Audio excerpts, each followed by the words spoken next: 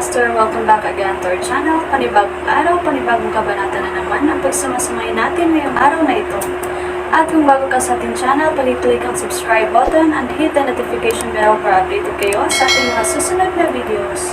So mga Master, bago natin simulan ang ating kabanata ngayong araw na ito, huwag po sana natin skip yung ads mga Master, no, dahil malaking bagay na po yan sa ating munting channel. So simulan na natin kabanata ngayong araw na ito. Let's go! Kabanata 71 hanggang 70. Kabanata 71. Inilapag ni Thea ang resume niya sa mesa. Maya-maya lang ay nagangat ng ulo ang lalaki. Nang makita niya si Thea ay nagulat siya.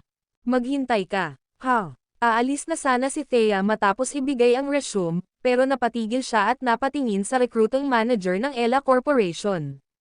Nagtanong siya, may iba pa ba? Tinitigan ni Hank Wilson si Thea, binigyan siya ng isang beses. Naging matako ang ekspresyon niya. Wala pa siyang nakitang mas magandang babae. Itinuro ni Hank ang upuan, na nagsasabing, umupo ka. Mag-usap tayo. Okay. Umupo si Thea. Saang posisyon ka nag-a-apply? Nag-a-apply ako para sa posisyon ng fashion designer. Mayroon ka bang anumang nauugnay na karanasan sa trabaho? Hindi. Kumunat ang noo ni Hank. Sinabing, sweetheart, this won't do. Alam mo ba kung sino kami at kung ano ang kinakatawan ng aming mga designer? Habang nagsasalita siya, inilabas niya ang kanyang resume. Nagtapos ka sa isang second-rate na local fashion design academy at wala ka pang experience. Bahagya niyang ipinilig ang ulo. Alam mo ba, ang lahat ng nag-a-apply para sa trabahong ito ay isang internasyonal na nagtapos mula sa isang nangungunang unibersidad. Higit pa rito, mayroon silang mga taon ng karanasan, na nagtrabaho sa ilang kilalang kumpanya. Nasaan ang iyong kalamangan? Thea Bad, I might not have any work experience, but I understand fashion design just as well as then please give me a chance and give me an interview in person. Dadalhin ko ang aking mga sketch. Hinaplos ni Hank ang kanyang baba at pinag-aralan ang Thed Hisley's na damapo sa makinis na haligi ng kanyang leeg. Dahan-daang bumaba ang kanyang mga mata nang mapansing pumutok ang harapan ng sando, napalunok siya. Pagkatapos noon, magpanggap na basahin muli ang kanyang resume nang malaman na siya ang dating executive chairman ng Eternality Group, alam niya kung sino siya nang walang ginagawa. Siya si Thea Callahan. Lahat sila ay pinag-uusapan ngayon. Ngayong umaga, gumawa ng kumpletong kasangkapan ang mga Callahan sa kanilang sarili. Nagpeke si Lex ng imbitasyon para dumalo sa seremonya ng paghalili ng Blythe King at pinalayas. Ang manugang ng Callahans na si James ay humiram ng isang espesyal na kotse para sa okasyon, na tila cool. Gayunpaman, mabilis na kumalat ang balita. Ang kotse ay pagmamay-ari ng isang taong mahalaga. Wala siya noon. Kakilala pala ng superior ni James ang driver ng taong ito, kaya hinailan niya ang ilang mga string at ipinahiram ang sasakyan kay James. Sabi ng lahat, pagbalik ng importanteng tao ay patay na ang lahat ng sangkot, kasama na ang driver, ang superior ni James, at si James mismo. Si James ay dapat na magkaroon ng mga bolang bakal upang hilahin ang pagkabansot na ito. Thea Callahan, tama ba? Sa totoo lang, bagay ka para sa trabaho.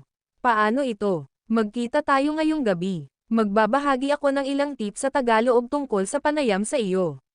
Oh. Actually, hindi na natin kailangang maghintay. Malapit na akong matapos dito. Pumunta tayo sa isang lugar para pag-usapan ito ng detalyado. Oo naman. Tuwang-tuwa si Thea. Mabilis na sinabi niya, maraming salamat. Huwag mo nang banggitin. Utang ko sa mga Callahan. Dahil bahagi ka ng pamilya, tutulungan kita. Mag-usap tayo ng pribado. Sasabihin ko sa iyo ang lahat ng kailangan mong malaman tungkol sa interview at tiyaking sa iyo ang trabaho. Nagsimulang magsinungaling si Hank. Higit sa lahat, kailangan niyang dalhin si Thea sa isang hotel. Kapag nandoon na sila, si Thea ang gagawin niya sa gusto niya. Naniwala si Thea sa bawat salitang sinabi ni Hank. Sa totoo lang naisip niya na minsan na siyang tinulungan ng mga Callahan, at ngayon ay gagantihan siya nito.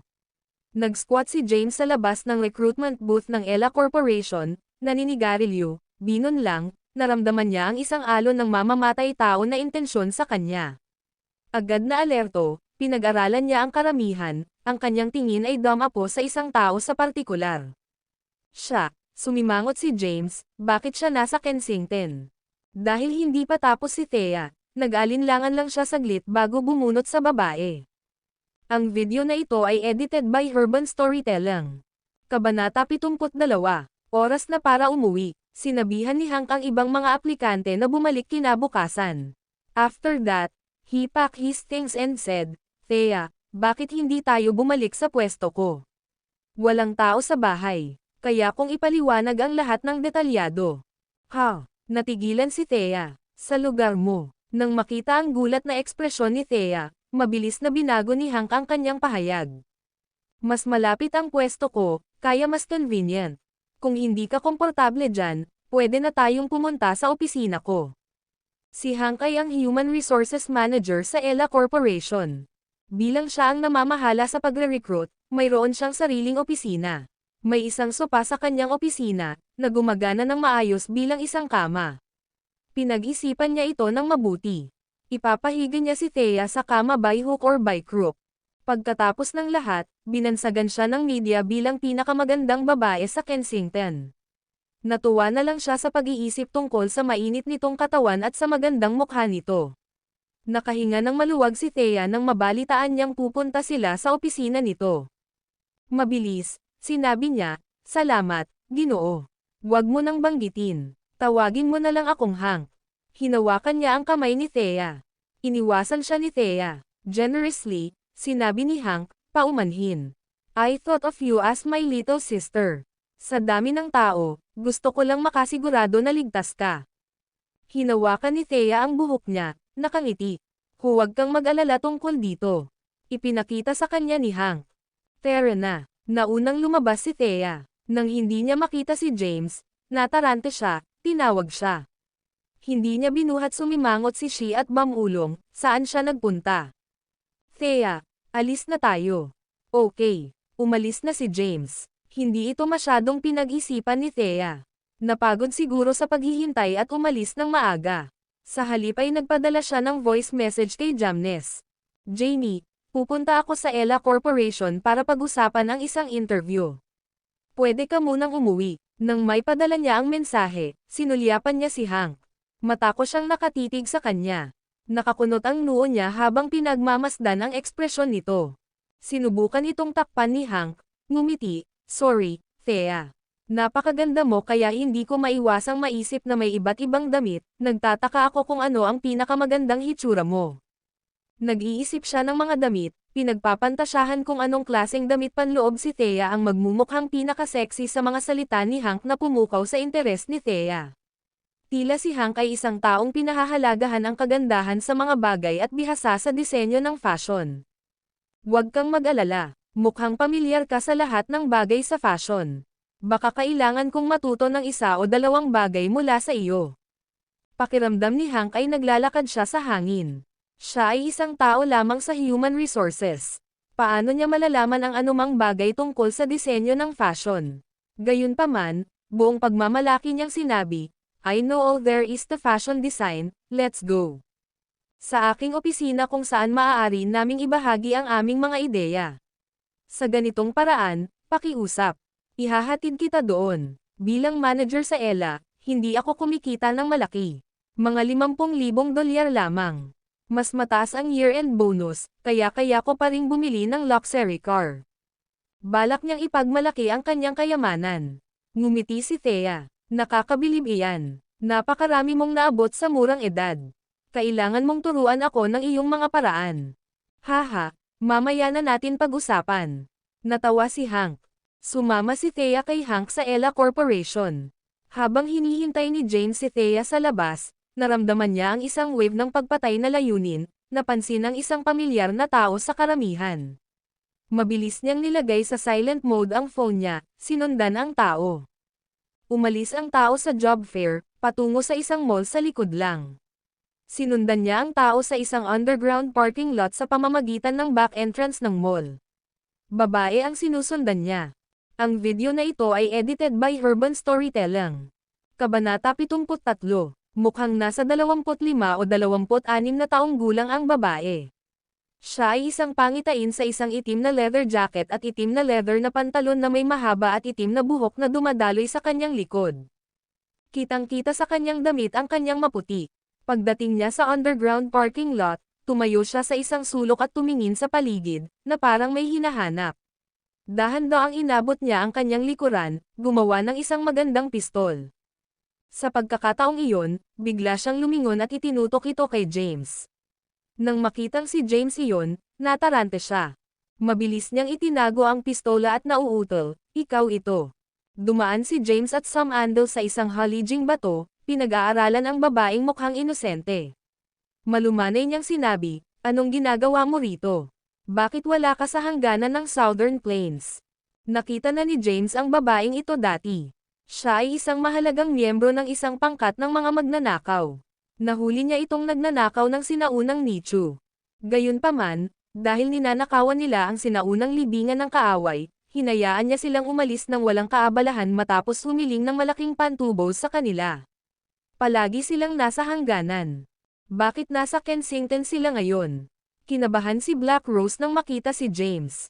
Tumutulo ang maliliit na butil ng pawis sa kanyang mukha. Siya ang Black Dragon, ang general ng Black Dragon Army mula sa Southern Plains. Bakit siya nandito sa halip na bantayan ang hangganan? "General, may sinundan ako dito." Tumingin si James kay Black Rose. Sinundan ng isang tao. Naramdaman niya ang isang alon ng pagpatay na layunin bago ito. Gayunpaman, hindi ito nagmula sa Black Rose. Maaaring sanay si Black Rose, ngunit hindi siya ganoon katikat. Kung sino man iyon, kailangan nilang pumatay ng ilang tao para makamit ang ganoong uri ng layuning pumatay. Hindi magsisinungaling si Black Rose kay James. "Ginoo, pumasok kami sa isang sinaunang libingan at nakakuha ng kayamanan. Gayunpaman, kami ay tinambangan. Ako lang ang nakatakas. Sinundan ko ang umatake sa Kensington, ngunit lumamig na ang landas." Wala nang pakialam si Jamnes sa mga bagay na ito. Pinaningkitan niya ito ng mata, na nagsasabing, "Ito ang Kensington, hindi ang hangganan. Maglaro ayon sa mga patakaran dito at umiwas sa gulo." With that, tumalikod na si James para umalis. "General." Natarante si Black Rose. Mabilis itong lumapit sa kanya at hinawakan ang kamay nito. Nagdilim ang ekspresyon ni James. Hinawakan niya si Black Rose sa leeg, inangat siya sa lupa. Coldly, he asked, "What are you doing?" Sa kanyang leeg sa isang chokehold, Black Rose naging pula. Sa sobrang hirap, sinabi niya, Sir, pasensya na. Hindi ko iniisip. I mean no harm. Pakinggan mo ako." Ibinagsak siya ni James sa lupa na parang isang sako ng patatas. Agad na napaluhod si Black Rose, nakadikit ang noo sa lupa. "Pakiusap, ipasok mo ako, Ginoo." Walang ingat na sinabi ni James, "Ano ang ibig mong sabihin?" Sabi ni Black Rose, "Lahat ng kakilala ko ay nagbuwis ng buhay para sa kayamanang ito. Dala ko ang susi. Dahil napuksan ng kalaban ang aming koponan ng ganoon kadali, dapat silang maging makapangyarihan. Mangyaring bigyan ako ng iyong proteksyon. Handa akong ibigay sa iyo ang susi." Idi-dismiss na sana ni James noon. Louis gayunpaman, napukaw nito ang kanyang interes. Nag-wave siya ng kamay. Tumayo. "Oo, sir." Tumayo si Black Rose. Tinanong ni James, "Kung gayon, aling libingan ang ninakawan mo at anong kayamanan ang nakuha mo?" "Ang libingan ng prinsipe ng Orchid Mountain. Nakakuha kami ng sinaunang treasure chest doon. Ang sabi-sabi na ang kahon ay naglalaman ng isang kayamanan ng hindi masusukat na halaga. Binubuksan nito ang sikreto ng moonlit flowers sa Cliffside's Edge, na naipasa sa libu-libong taon." Muling nagdilim ang ekspresyon ni James. Mga bulaklak na liwanag ng buwan sa gilid ng cliffside. Sino ang prinsipe ng Orchid Mountain? Ano ang kinalaman ng kayamanan mula sa libingan sa kanyang pamana ng pamilya? Ang video na ito ay edited by Urban Storytelling. Kabanata 74, ang puntod ng prinsipe ng Orchid Mountain, ang treasure chest, ang susi, moonlit flowers on Cliffside's Edge, at Black Rose. Tumingin si James kay Black Rose, maganda na nakasuot ng itim na leather jacket. Nawala siya sa kanyang iniisip. Nagkataon lang ba ito, o bahagi ba ng mas malaking plano ang lahat ng ito? "General, mangyaring ipagkaloob mo sa akin ang iyong proteksyon," muling sabi ni Black Rose, isang nagsusumamong ekspresyon sa kanyang mukha. Napatingin si James sa kanya. Sinabi mo lang sa akin na may pumatay sa lahat ng kasama mo. Hindi lamang ikaw ay hindi tumakas, ngunit sinundan mo ang umaatake sa Kensington. Ngayon, humihingi ka ng proteksyon sa akin. Paano ito lohikal? Paliwanag ni Black Rose, ang mamamatay tao na kumuha ng dibdib ay hindi ang utak. Nais ng mamamatay tao ang kahon para sa kanyang sarili, kaya hindi niya ito ibinigay sa utak. Sa halip, tumakas siya sa Kensington, nakahiga. Kaya pala sinundan ko siya dito. Nasa akin ang susi. Kung malaman ng mastermind, hindi ako mabubuhay. Sino ang mastermind? Umiling si Black Rose. Hindi ako sigurado. Never akong nakipag-deal sa kanila. Palagi kong panganay na kapatid, pero patay na siya ngayon. Sino ang mamamatay tao? Hindi ko rin alam. Puro kaguluhan sa puntod. Malubhang nasugatan ako, at madilim. Hindi ko nagawang tumingin ng mabuti habang sinusubukan kong mabuhay. Inilahad ni James ang kamay niya. At ang susi. Inabot ni Black Rose ang likod, binigay sa kanya ang isang susi na dinukot niya mula sa kanyang bulsa. Pinag-aralan ito ni James. Ito ay maliit at ganap na normal. Kamukha ito ng ibang susi. Ito na ba? Oo. Ito ang susi sa kaban ng kayamanan. Kakaiba ang dibdib. Walang makakapag-unlock nito maliban sa key na ito, kahit nasa pinakabagong teknolohiya. Itinago ni James ang susi, na nagsasabing, pumunta ka sa common clinic at hanapin si Henry.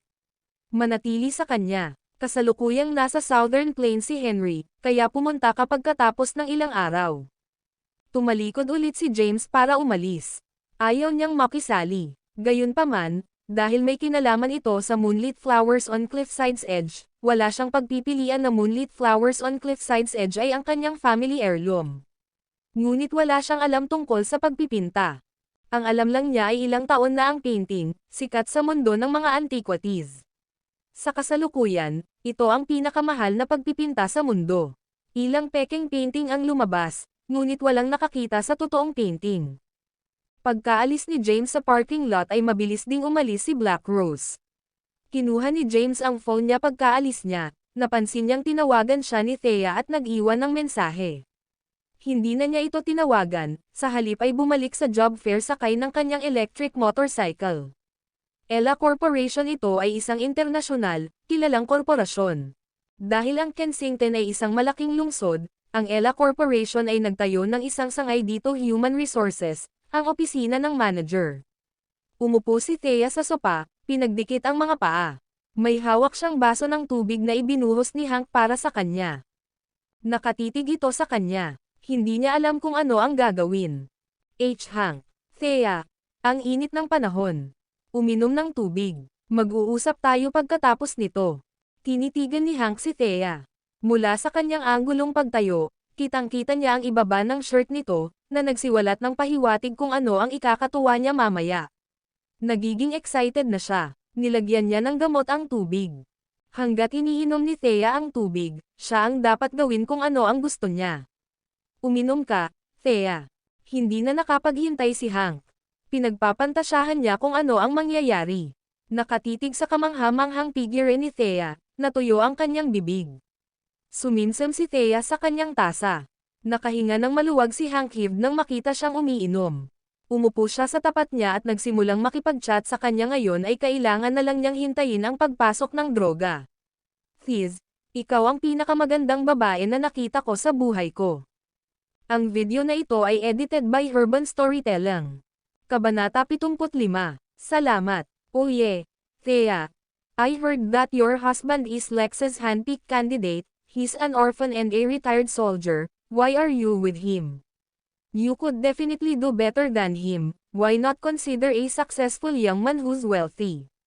Pagkasabi niya nun ay umayos na si Hank. I know someone. He's young, already a manager sa isang malaking organization with a monthly income of $50,000. He has a house and a car. Why don't you divorce James? My friend would be good for you. Ang kaibigang kausap niya ay ang kanyang sarili, gayunpaman, matalino siya para hindi masyadong halata. Sinusubukan niya si Thea. Nakaramdam ng init si Thea. Bahagya niyang itinaas ang kanyang sando at pinaypayan ang sarili. Nang mapansin ang masamang tingin ni Hank, namula siya. Pagtingin sa malayo, sinabi niya sa maliit na boses, "Sorry, Hank. Medyo mainit ang pakiramdam ko." Hindi mainit, naka-on ang AC. Sinamantala ni Hank ang pagkakataon na maupo sa tabi ni Thea. Hinawakan niya ang noo nito. "May lagnat ka ba?" Iniwasan ni Thea ang pagkakahawak niya, umiwas sa kanya. "Hank, tungkol sa trabaho." Walang nagmamadali. Kaya lang, nakaramdam ng pagkahilo si Thea. Nag-aapoy ang katawan niya. "Pwede ba ang tubig?" Alam niyang may mali. Tumayo siya, sinabi niya, "Hank, patawarin mo ako. Nasaan ang banyo?" "I have one in my office." Itinuro ni Hank ang isang pinto. Thea had no choice. Mabilis siyang tumayo. Pagkatayo niya, nakaramdam siya ng pagkahilo, halos matambo siya sa sopa. Sakto namang nasalo siya ni Hank. Faking concern, he asked, "Thea, are you alright?" Not sure. Medyo nahihilo ako. Let me go to the bathroom and freshen up."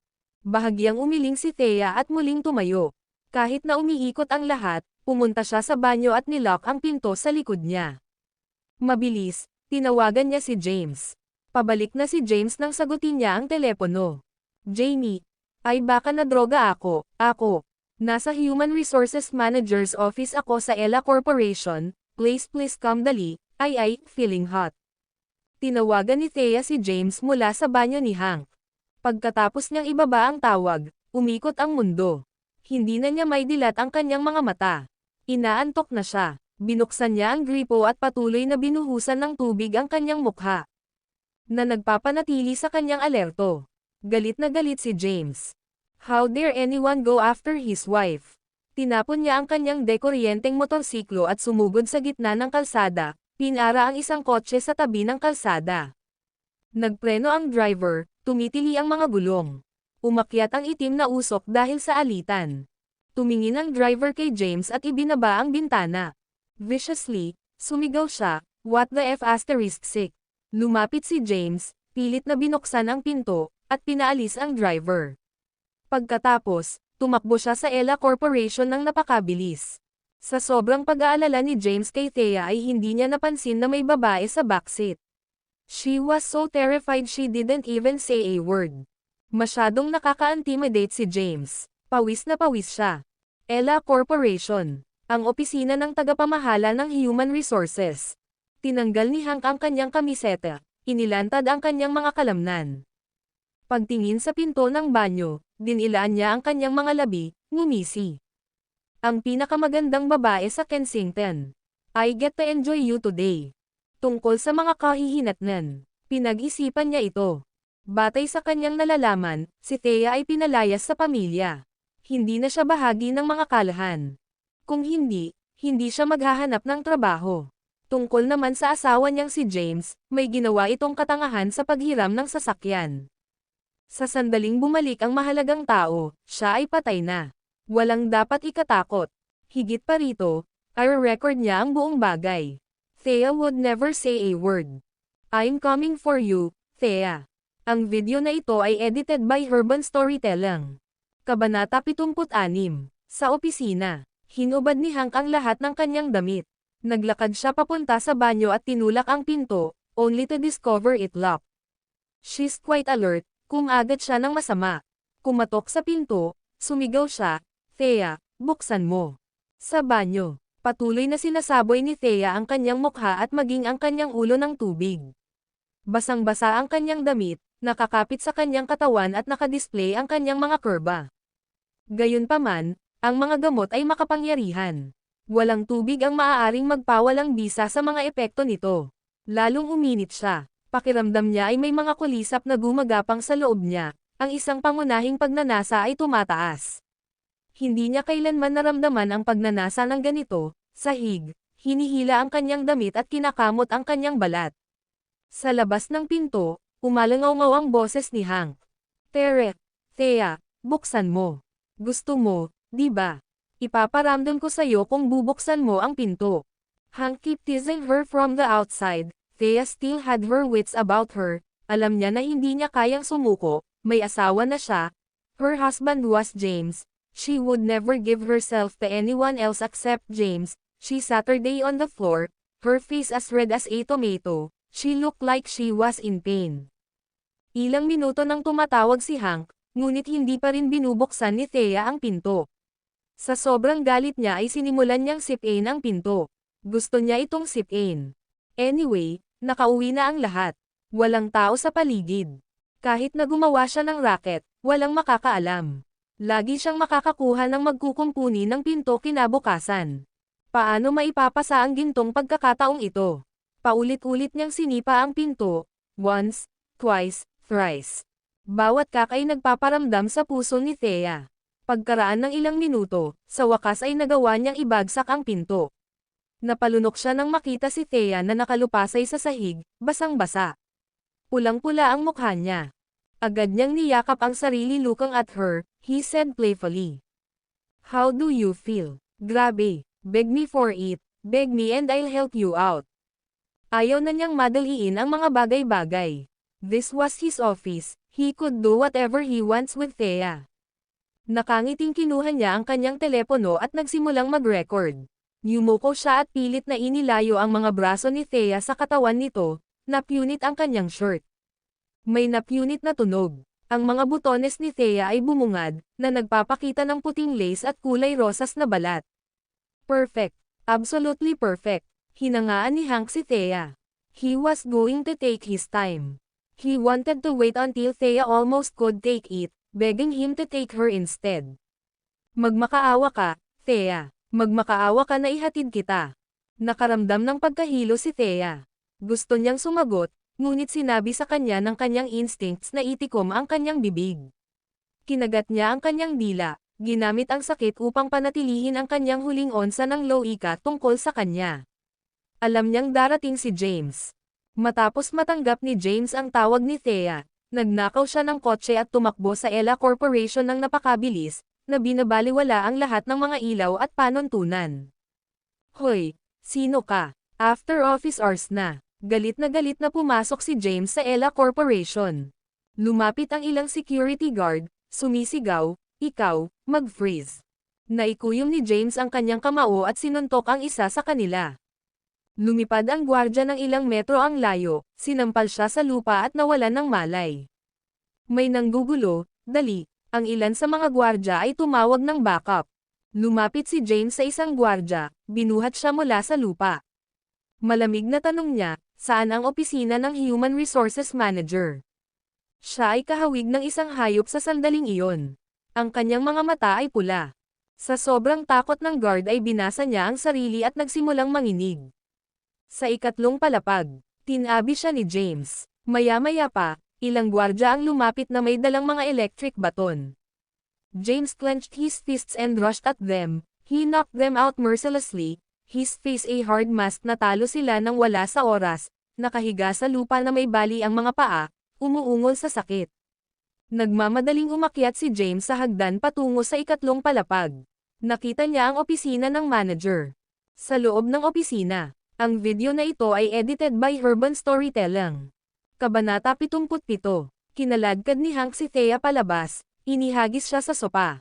Ang damit ni Thea ay sira-sira. Masisiraan na siya ng bait. Si Hank ay parang pas ang naglalaro ng daga, may suot na mapaglarong ekspresyon. Thea, magmakaawa ka. Magmakaawa ka. Napakagatlabi si Thea. Kahit hindi na kaya ng kanyang katawan ay tumanggi siyang magsalita. Noon lang, may nangyari. Bumagsak. May sumipa sa nakakandadong pinto ng opisina pababa. Bumagsak ang pinto ng opisina. Galit na sumugod ang isang lalaki, may mga ugat sa mukha. Sino ka? Sakto namang napalingon si Hank para makitang bumagsak ang pinto at isang lalaking nagmamadaling pumasok. Naramdaman niyang bumaba ang temperatura sa silid, pakiramdam niya ay nahulog siya sa yelo. Nang hindi sinasadya, kinilig siya. Lumapit sa kanya si James.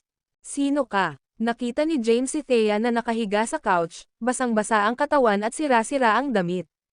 Bumangon ang galit sa loob niya. Inabot niya ang likod niya, na naglabas ng 2 pilak na karayom. Swoosh! Lumipad ang mga karayom mula sa kanyang mga kamay. Napaungol si Hank, bulag na siya ngayon. Hinawakan ni James ang braso niya at hinayla ng malakas.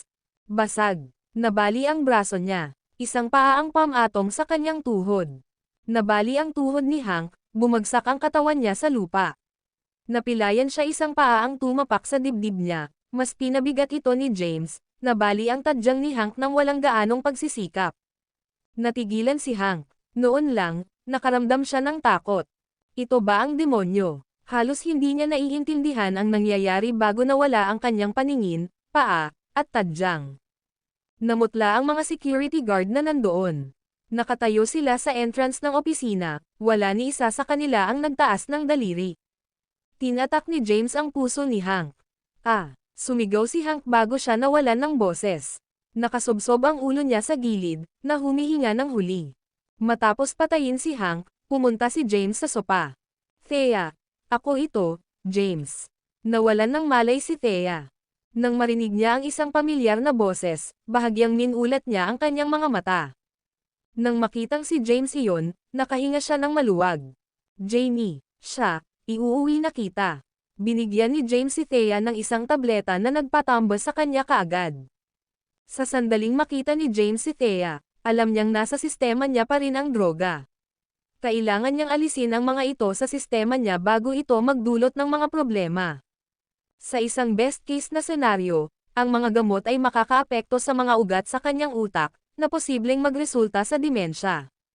Sa isang pinakamasamang sitwasyon, mamamatay siya. Gamit ang mga pilak na karayom na dinadala niya kung saan-saan, tinusok niya ang balat ni Thea, naglalabas ng mga lason sa katawan nito. Pagkatapos noon, kinarga niya si Thea, tuluyang umalis. Ilang security guard ang nagtipon-tipon sa entrance ng opisina. Ang ilan sa kanila ay may dalang mga electric baton, ngunit walang may lakas ng loob na pigilan siya. Habang papalapit si James na nakaakbay kay Thea, umatras sila. Nino, Nino. Umalangaw-ngaw sa labas ang tunog ng mga sirena ng pulis. Kumunat ang noo ni James. Agad naman siyang tumawag.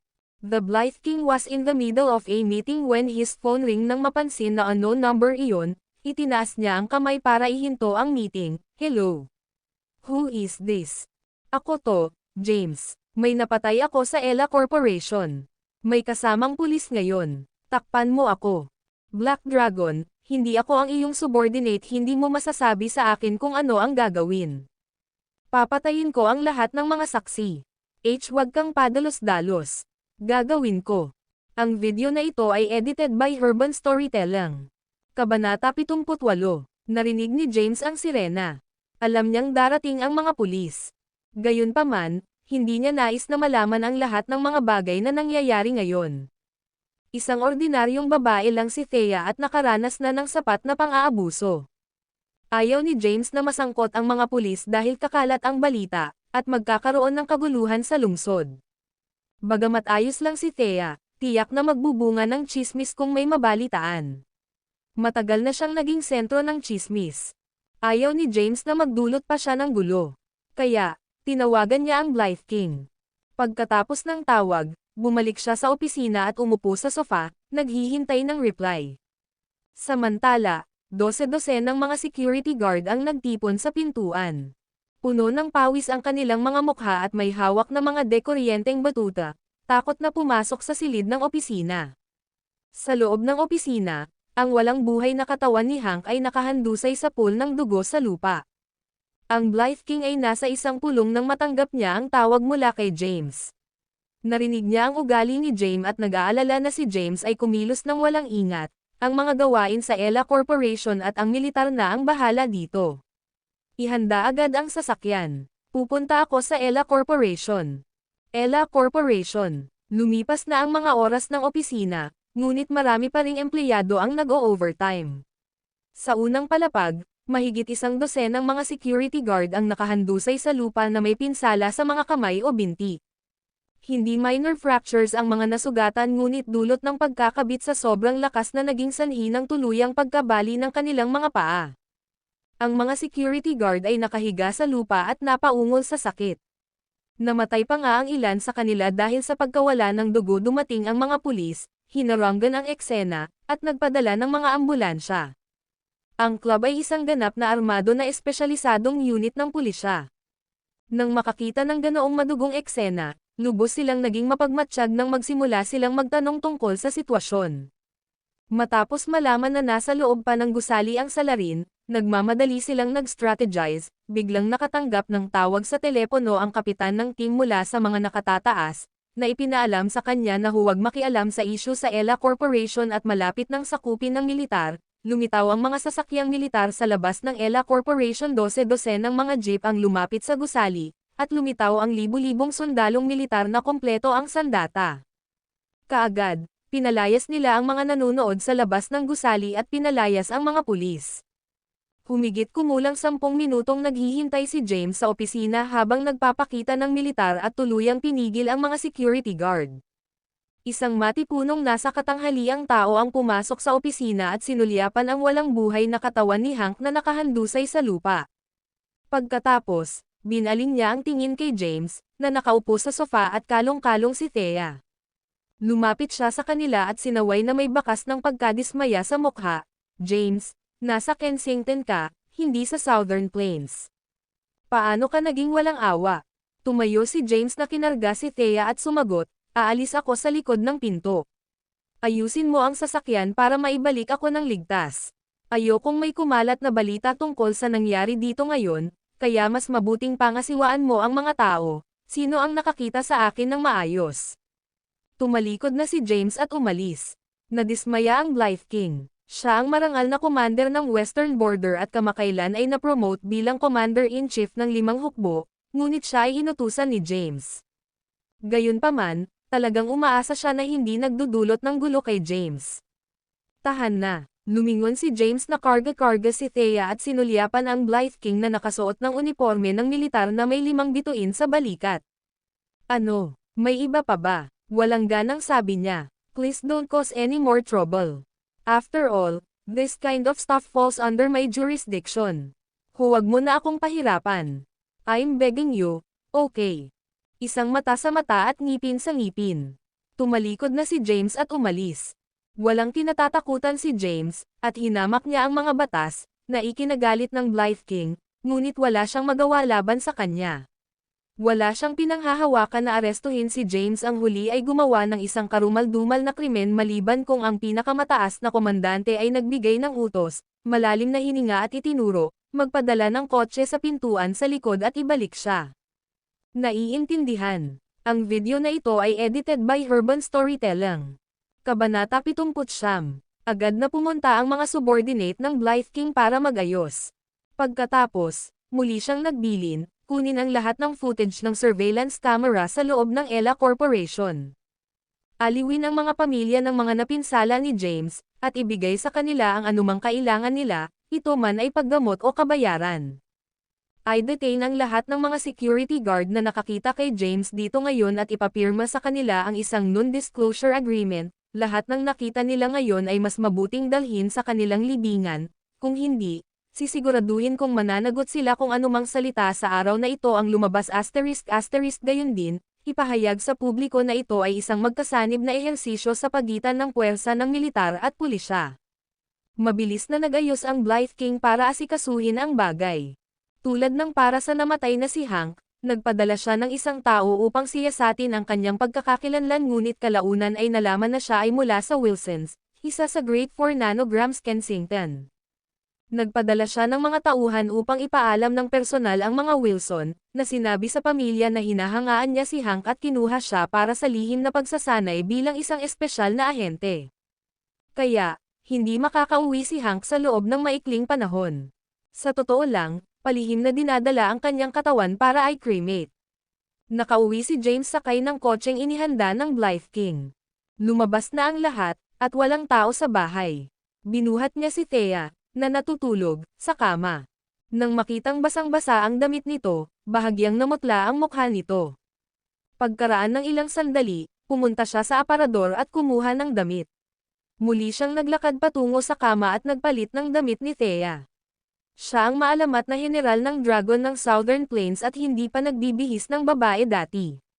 Sa kanyang mga kamay na nakakuyom, inabot siya ng halos 30 minuto upang makapagpalit ng damit ni Thea. Para matulungan si Thea na makatulog ng mapayapa, minasahe ni James ang kanyang kaukulang acupressure point. Ilang oras ding nakatulog si Thea at gabi na lang nagising.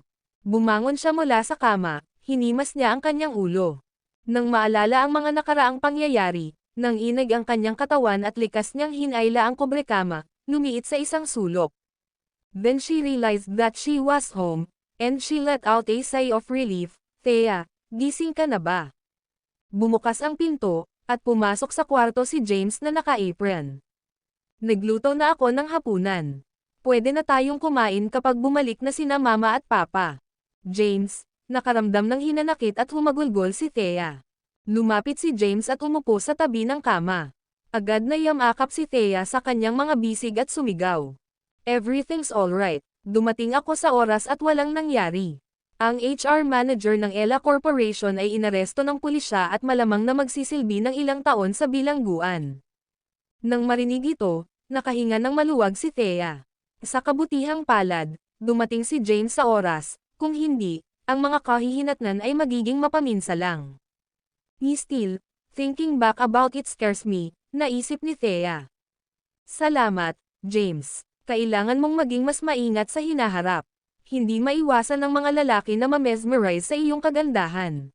This won't do. I'll have to follow you everywhere from now on. Natawa si Thea sa sinabi ni James. My clothes, pinalitan mo ba? Bumaba ang tingin ni Thea sa damit na suot niya. Oo. Kasama ang underwear ko. Napakamot ng ulo si James na may hiya. Basang-basa ka at nag-aalala ako na baka sipon ka, kaya pinalitan kita pagka-uwi natin. Wala akong nakita. Binihisan kita ng nakapikit. Puff. Stupid. I'm your wife. Why would you have to close your eyes? By the way, I only remember you breaking into the office but can't recall anything that happened after that. What happened? Si James ay nabighani sa ngiti ni Thea. Her smile was like a blooming flower, so beautiful, so bright. Ano ang kahulugan ng isang nakakaakit na ngiti? Malamang ang sagot niya ay isang ngiti. Ang video na ito ay edited by Urban Storytelling. Kabanata 80. Bumalik sa katinoan si James pagkatapos ng sandaling pagkatulala. Wala kang malay pagdating ko. I called the police and then the manager. The police and then the manager got arrested. Nag-aalala si James na baka matrauma si Thea sa nangyari, kaya mahinahon siyang nagpaliwanag at inaliw. Labis na gamaan ang loob ni Thea. Natutuwa siyang nakabasa siya ng maraming aklat at magagamit niya ang kaalaman upang matukoy ang panganib ng maaga. Kung hindi niya maisip ang mga kahihinatnan kung hindi niya ito napagtanto. Let's go eat, yaya ni James kay Thea. She nodded her head obediently. Natapos na si James sa paghahanda ng pagkain habang tulog si Thea. Ang mga kalahan na lumabas ay bumalik sa tamang oras para sa hapunan. Naglakbay sila sa supermarket, at nang pumasok sila sa bahay, pinag-uusapan nila ang magkasanib na ehersisyo sa pagitan ng puwersa ng militar at pulisya. Thirst, napaka-engrandi ng eksena. 12 ng mga sasakyan at sobrang kahanga-hanga. Bulalas ni Gladys nang maalala ang tagpong may namumuong takot. Thea, huwag mong sabihin sa mga magulang mo ang nangyari. Natatakot akong mag-alala sila. Bulong ni James. Sige, tumanggo si Thea. Mabuti na lang at walang nangyari sa pagkakataong ito. Mag-aalala sina nanay at tatay kung sasabihin ko sa kanila ang tungkol dito, isip ni Thea. Ma, anong nakakakilig? Anong exercise ang nangyari? Tumayo si Thea at kinuha ang mga bagay na hawak ni Gladys. Kaninang hapon lang, nagkaroon ng joint exercise ng military at police forces sa labas ng Ella Corporation. Maraming tao ang ipinadala doon. I heard that even a higher up like the Eli din nagpakita si King. Nakakahiya naman na dumating ako noong paalis na sila kaya hindi ko talaga nakita ang engranding itsura. Nagulat si Thea isang pinagsamang ehersisyo sa labas ng Ella Corporation. Thea glanced at James. James shrugged and said, I've no idea about it.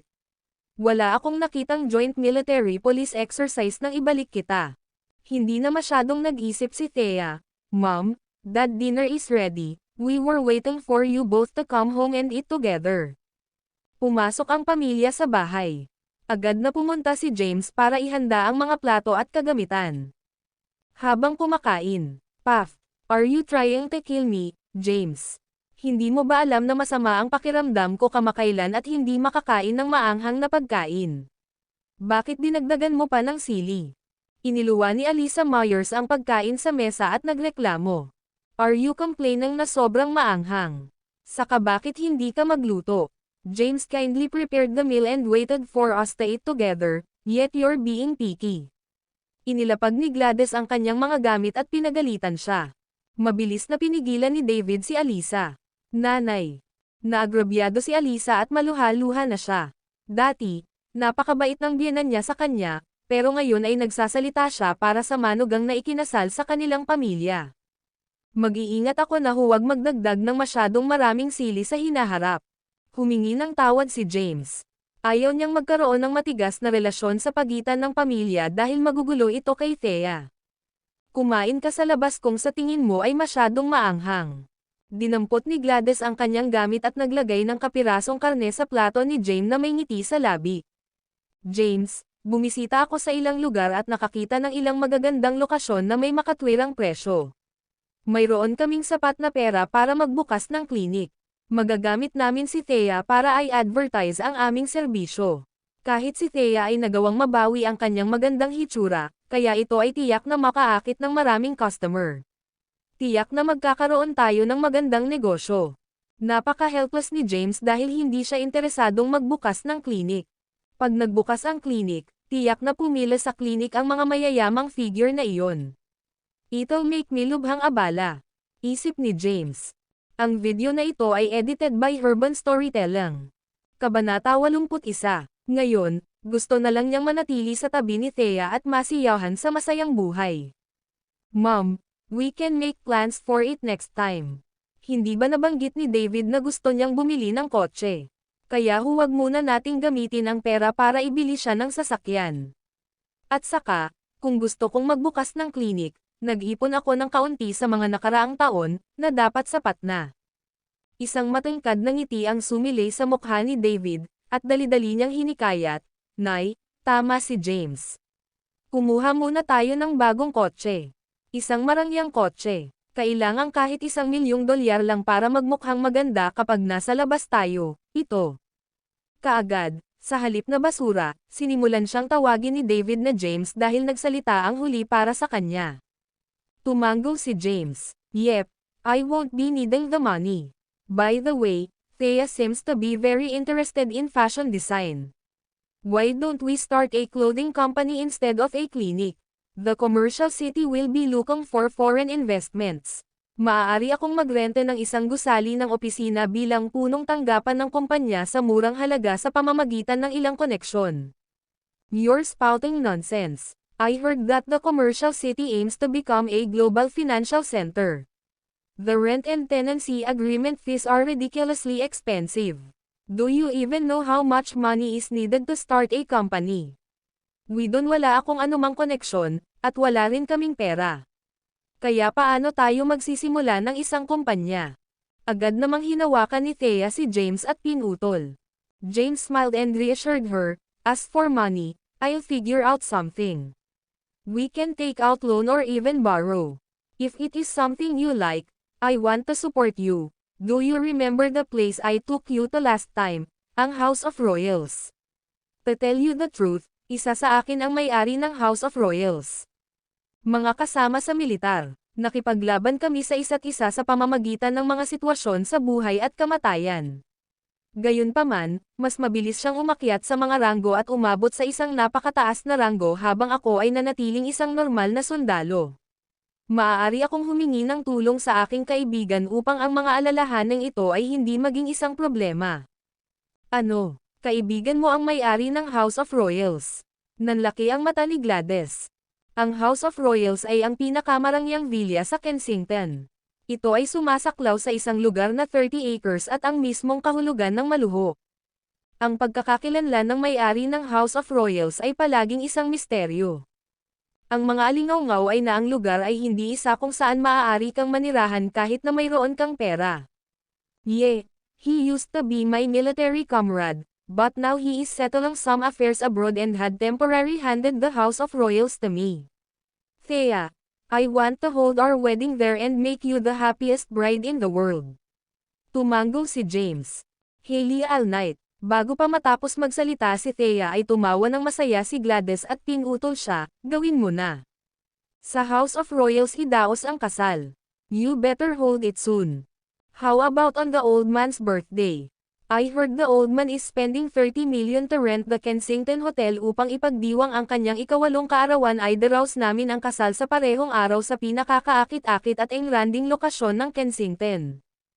Ang House of Royals, gagawin namin ang egotistic na matandang iyon kahit na ang House of Royals ay hindi pag-aari ni James, it would be very impressive to be able to hold their wedding there even if it was through connections. Hindi napigilan ni David ang kanyang pagdududa at nagtanong, hindi ka nagbibiro, tama ba, James? Ang pinag-uusapan mo ay ang House of Royals, na 30 ektarya ang laki, ang pinakamarangya at maluhon na lugar sa Kensington. Ang engranding villa ay napabalitang higit sa 3 bilyong dolyar. Oo, kanina pa si Thea, yun ang kausap ko ngayon. Tumango si James at sumagot, do you really have such connections, James? Who is your military comrade? Ako ay isang sundalo sa Southern Plains, at may isa pang taong sumama sa akin. Siya ang Black Dragon ng Southern Plains, ang commander ng milyon sundalong Black Dragon Army. Ang kanyang pag-iral ay kapantay ng Blythe King. Ang Black Dragon ang may-ari ng House of Royals. Inalagaan ako ng commander at pinayagan pa niya akong manirahan pansamantala sa House of Royals. Puff, yung Black Dragon. Nawala agad ang interes ni David sa paksa. Naisip lang niya na kasinungalingan iyon. Thea rolled her eyes and said, you're going overboard with your lies. How could you be in such a bad position if you really know the Black Dragon and he's looking after you? Kinailangan mo pang humingi sa akin ng pera ng sigarilyo. Tama, hindi ganyan ang pagmamayabang mo sa sarili mo. Alam mo ba kung ano ang sinasabi ng mga tao sa labas tungkol sa iyo? Sinabi nila na hiniling mo sa iyong senior na gamitin ang kanyang mga koneksyon para makahiram ka ng kotse upang magpanggap na mayaman. Ang driver, ang iyong senior, and you will be in deep trouble when the car's owner returns, just wait, you're going to be in for a beating. Ngumisi si Alisa, narinig din ni Gladys ang mga chismis. James, totoo ba ang sinasabi nila tungkol sayo? Paparusahan ka ba ng batas pagbalik ng lalaking ito? Nag-aalalang tanong ni Gladys. Wala nang masabi si James. Inangkin niya ng mga kasama niya sa militar ang Black Dragon, ngunit wala nang naniniwala sa kanya. Mas lalong hindi ka panipaniwala kung ipahayag niya na siya ang itim. Dragon. Dahil hindi sila maniniwala sa kanya, minabuti niyang itago muna ito pansamantala, Nay, hindi naman ganoon kaseryoso. At most, I'll have to write a self-reflection report. At saka, naging sundalo ako for 10 years and saved my boss's life before.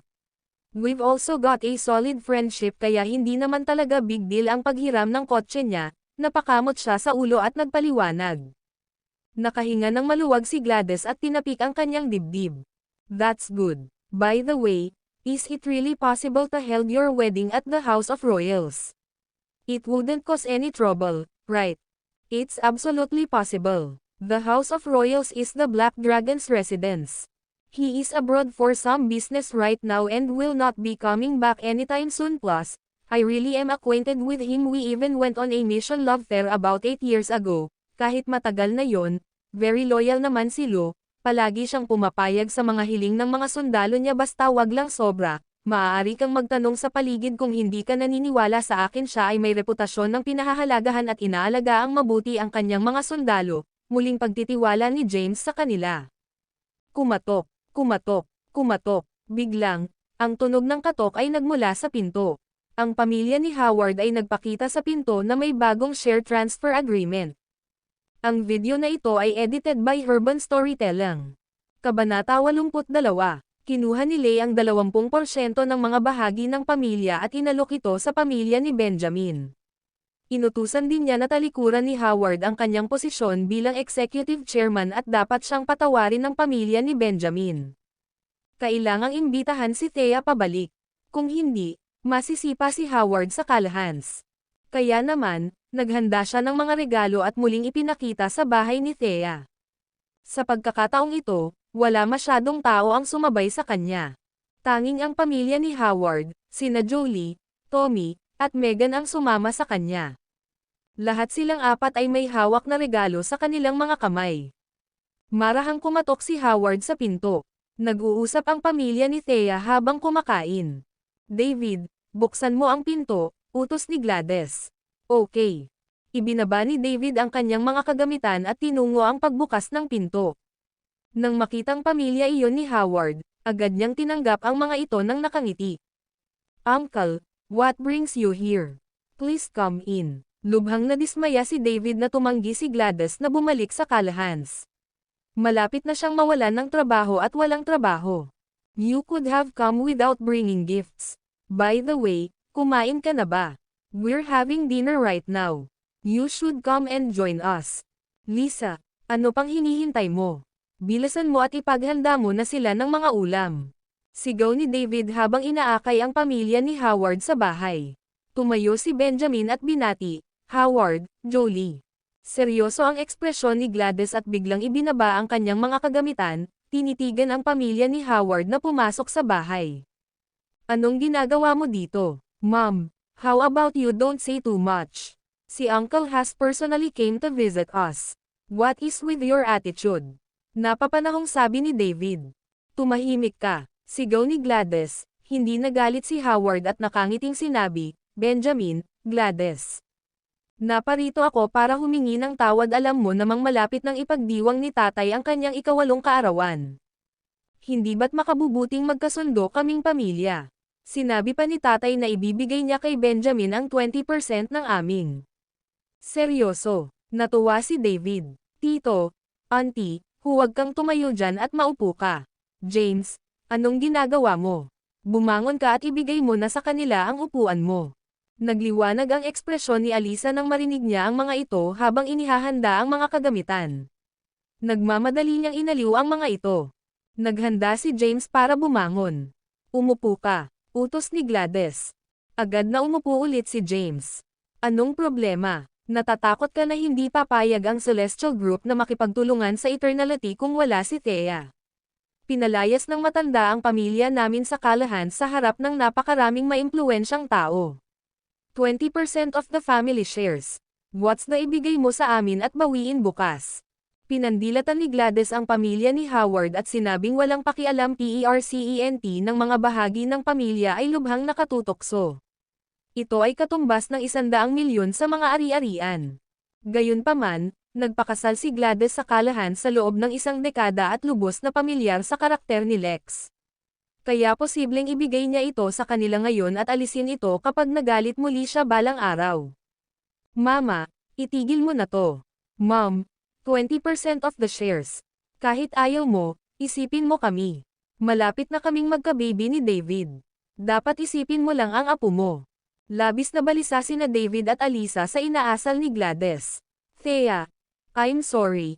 Ako ang may kasalanan noon, hindi kita dapat ininsulto. I'm begging you to come back and resume your position as the executive chairman. There are maraming mga gawain sa kumpanya ang naghihintay sa iyo. Humingi ng tawad si Tommy. Bumalik ka na lang, Thea. Sabi ni Lolo na pwede mong ipagpatuloy ang pagiging executive chairman ng grupo. Katulad ng dati ang buwan ng sweldo mo, 300,000. Napangiwi si Megan. Nang marinig ang mga ito, natukso rin si Thea. Gusto niyang bumalik sa trabaho sa halip na manatili sa bahay na mag-aksaya ng oras. Gayunpaman, nanatili siyang tahimik matapos makita ang ekspresyon ni Gladys. We don't need it. Matigas si Gladys sa desisyon niya.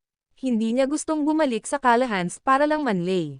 Gladys, bakit kailangan mong maging matigas ang ulo? Bakit tumanggi sa pera? 20% ito ng bahagi ng pamilya. Ang mga Callahan ay maraming negosyo at lahat ay kumikita. Ang pagkakaroon ng 20% ay halos 1 milyon sa isang buwan, sabi ni Jolie. Ma, tanggapin mo na agad. Si David ay malapit nang umiyak sa gulat na katumbas ng isang marangyang kotse bawat buwan. Ang video na ito ay edited by Urban Storytelling. Kabanata 83. Mom, I'm begging you. Huwag kang magalit sa kanila, okay? Pagmamakaawa ni Alisa. Ang kanyang mga bag, damit, at mga pampaganda ay nakadepende sa kanilang pamilya. Nakangiting sabi ni Howard, Gladys, let's let bygones be bygones. Dad is being very generous this time, giving 20% of the shares at once. Bahagyang tinukso ng share si Gladys. 20% ng mga pagbabahagi ay maraming pera. Nang pamana ang matanda, ito ay hindi ng daan-daang milyon sa mga ari-arian. Ang walang kwentang asawa kong si Benjamin, ay hinding-hindi kikita ng ganoon kalaking pera kahit na siya ay nagtatrabaho sa buong buhay niya. Gayunpaman, gusto niyang umiyak habang iniisip ang pagtrato at pagdurusa na dinanas niya at ang posisyon ni Benjamin sa Callaghans. Naalala niya kung paano kinuha ng mga Callahan ang kredito mula kay James at iniinsulto pa ang kanilang pamilya kahapon. Lex, mula sa mga Callahan sa umaga, nagalit ito sa kanya. Dahil napagpasyahan na nilang hindi na bumalik, pananatilihin nila ito sa ganoong paraan. Tatawanan lang sila kung babalik sila doon. Desidido si Glade sa kanyang desisyon. Hindi niya gusto ang pera, at kung sila ay magiging mahirap, magiging ito. Kahit papaano ay malaya sila at hindi na kailangang mamuhay ng nakalulugod sa ibang tao. Umalis ka na, mariing sabi niya at tinuro ang pinto. Napayuko si James at nagpatuloy sa pagkain sa tabi niya. Hindi niya inaasahan na tatanggihan ni Glade ang 20% ng mga bahagi ng pamilya ng mga Callahan. Ito ay si Gladys, na mahilig sa pera at iginiit na hiwalayan siya ni Thea para sa isang mas mayamang manugang. Ang parehong lumuhad sa harap ni Belinda sa pasukan ng Gourmand. Tita, bakit hindi mo ma-appreciate ang binigay? Galit na galit si Tommy. Personal na binisita sila ng kanyang lolo ngunit tinalikuran. Ngayon, narito ang kanyang ama upang hikayatin sila, at gayon paman, tinanggihan nila siya. Hindi nasiyahan si Tommy na binigyan sila ni Lex ng 20% ng mga bahagi ng pamilya. Bukod pa riyan, lalo siyang naiinis sa ugali ni Gladys sa kanila. Hindi ka nakikiusap ni Lolo na bumalik ka sa mga Callahan. Si Thea ang gusto niya. Wala pa siyang sinasabi, sino ka ba para tanggapin kami? Thea is my daughter. I have the final say on if she go or stay. Now, are you going to get out or not?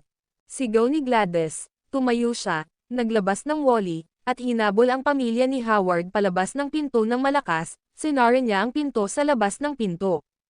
Dad, nakita mo ba? Anong klaseng ugali yan? Binibigyan na sila ni Lolo ng 20% ng shares. Ano pa ba ang gusto nila?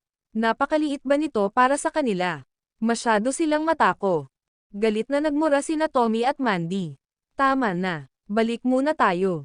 Mahinahong sabi ni Howard. Sa loob ng bahay, nakaramdam ng kaunting panghihinayang si Gladys matapos niyang itaboy ang mga ito. Ang 20% share ng Callahans ay hindi ng 100 milyon. Nay, ano bang problema mo? Nay, hindi naman sa gusto kong magreklamo pero pag-isipan mo ito. Masyado kang nagdusa sa Callahans sa paglipas ng mga taon at nagtiis ng labis na sakit. Deserve ng pamilya natin ang mga bahaging iyon. Paano mo ito tatanggihan? Kahit na ikaw ay hindi mo iniisip ang sarili mo, isipin mo lang ang future ko. Bulong ni David at Alisa. Sige, tigilan mo na ang pagrereklamo kay nanay. Noon pa man ay minamaliit ni Lolo at Tiyo ang mga magulang natin. Isa pa, lagi ko na lang napapahiya sina Mama at Papa. Sa wakas ay nakabawi rin si nanay sa kanila kahit minsan, kaya pumayag ako sa diskarte ni nanay, sabi ni Thea. Sinulyapan ni Gladys si Thea at sinabing, tama si Thea. Imbes na bumalik sa pagiging insulto at hindi magandang tretuhin, I rather we prove ourselves with our own strength. Di ba may grand birthday party sila? We'll hold a wedding at the House of Royals at galitin ang may kinikilingan na matandang iyon. Nay, huwag kang mag-alala. Hinding-hindi na kita ipapahiya sa darating. Nangako si Thea. Nakangiting sabi ni James, Nay, alam kong gusto mo ng mas magandang buhay para sa pamilya at gusto mong bumalik, ngunit hindi mo mabitawan ang iyong pride. Hindi mo kailangang mag-alala. Ang mga Callahan ay natatakot na ang Celestial gagawin ng pangkat. Tapusin mo ang kontrata sa Eternality, para siguradong babalik sila para kay Thea. Basta matatag kang manindigan, tiyak na mas marami kang makukuha sa kanila. Gladys still felt it was a missed opportunity and asked curiously, I've shown them such attitude. Magbabalik ba talaga sila? Dapat ko bang tanggapin o tanggapin kung babalik sila? You call the shots. You decide if to agree or to refuse, Nakangiting sagot ni James. Nay, kailangan mong tanggapin kung dumating sila ulit. Nakikiusap ako. Lumuhad si David sa lupa na may kasamang Fern, kayong mga walang kakayahan. Tingnan mo si James. Bagamat siya ay mahirap, mayroon siyang integridad. Tingnan mo ang iyong sarili, itinapon mo ang iyong dignidad sa bintana para lamang sa kaunting pera. Hindi ba ganoon din ang ginawa mo sa nakaraan? Tumayo si David at bumulong, anong sabi mo? I dare you to say it again. Tumayo si Gladys, at tumaas ang boses niya sa 80 decibels. Hinatak niya ang tenga ni David at galit na sinabi, tumatapang ka at matapang, hindi ba? Mom, calm down. Iniisip lang din ni David ang lahat. Ano ang kakainin ng pamilya natin kung wala ang mga kalahan? Agad na sabi ni Alisa. Hindi tayo babalik kahit na magutom tayo. Sa halip, bakit hindi kayong lahat na maghanap ng trabaho kung mayroon kayong mga kamay at paa na nagtatrabaho? Hindi ako naniniwalang mamamatay tayo sa gutom kung wala sila. Pinagalitan sila ni Gladys at naging matatag sa kanyang desisyon. Ang video na ito ay edited by Urban Storytelling. Kabanata 84, walang lakas ng loob na magsalita si David matapos siyang sigawan. Lihim na namumuo sa kanyang puso ang pagkamuhi niya kay James. Hindi naman ganito si nanay noon. Ibaba niya ang kanyang ulo at magmamakaawa sa mga kalahan para sa pera. Ngayon, hindi siya kumikibo kahit na ang pera ay ipinadala mismo sa kanyang pintuan. Nagbago ang lahat dahil kay James, naisip ni David. Ang pagbisita ng pamilya ni Howard ay ganap na sumire sa hapunan ng pamilya. Pagkatapos ng hapunan, umupo ang pamilya sa sofa at pinanood ang replay ng succession ceremony ng Blythe King habang naglilinis si James ng mga pinagkainan sa kusina. Lumapit si David kay Thea at bumulong, Thea, you have to persuade Mom. It's all money. Alam mo ba kung ano ang ibig sabihin ng 20% of the family shares? On top of that, ibabalik sa iyo ni Lolo ang posisyon ng executive chairman. Alam mo ba gaano kalaki ang bayad mo? Pera. Si David ay labis na nagseselos kay Tommy. Lahat sila ay mula sa mga kalahan, ngunit may napakalaking pagkakaiba sa pagitan nila. Ngayon na ang pagkakataon nilang umakyat ng mataas, ngunit ang kanyang ina ay biglang naging siksik at ayaw man lang na ipadala ang pera sa kanilang pintuan. Ayaw ni Thea na masyadong malamig ang relasyon ng pamilya. Kilalang kilala niya ang kanyang lolo. Siya ay isang maliit na mapagmataas at talagang nais na pamunuan ang mga kalahan sa tuktok, maging isang mayaman at makapangyarihang sambahayan. Sa paglipas ng mga taon, lahat sa kalahans ay nagsisikap para makamit ang layunin ni Lex. Kakausapin ko siya. Dapat mong kumbansihin si nanay. I'll try my best. Tumayo si Thea at umupo sa tabi ni Gladys. Nanay. Lumingon si Gladys na nakatutok sa TV at tumingin sa kanya. Oo. May problema ba, Nay? Hindi mo ba laging nais na may taas ang iyong ulo ng may pagmamalaki sa harap ng iyong Malden family? This time will be a good opportunity na gusto ni Lolo na bumalik tayo sa pamilya at mag-ipib, marami kaming shares. Mapagpapatuloy ko rin ang pagiging executive chairman. You'll be able to tell your maiden family with your chin hold high if I'm the executive chairman, right? Sabi ni Gladys. Thea. Hindi mo pa ba alam kung anong klaseng tao ang grandfather mo?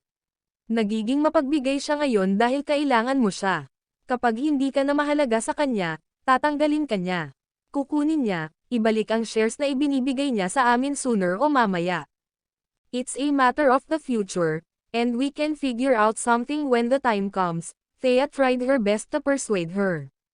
Nay, pasensya na kung naging kahihiyan ako sa iyo sa paglipas ng mga taon. Dahil sa akin ay hindi mo maiangat ang iyong ulo sa harap ng mga kalahan at mga tagalabas. Nabulunan si Thea sa sinabi niya, hindi mo dapat sisihin ang sarili mo. Kung wala ka, hindi man lang titingnan ng lolo mo ang tatay mo. Walang kwenta ang tatay mo at walang ipinaglalaban. Ito ang dahilan kung bakit napakababa ng katayuan niya sa pamilya. Lahat ng iba pang miyembro ng pamilya ay nagtatrabaho sa Eternality, bumibili ng mga sasakyan at bahay, habang ang tatay mo ay kailangang kumuha ng mortgage para sa aming bahay. Sinabi ni Gladys na may disappointment sa kanyang mukha. Si Benjamin ay napakahusay sa lahat ng aspeto noong siya ay nasa paaralan. Hindi niya inaasahan na siya ay mahiyain at matapat.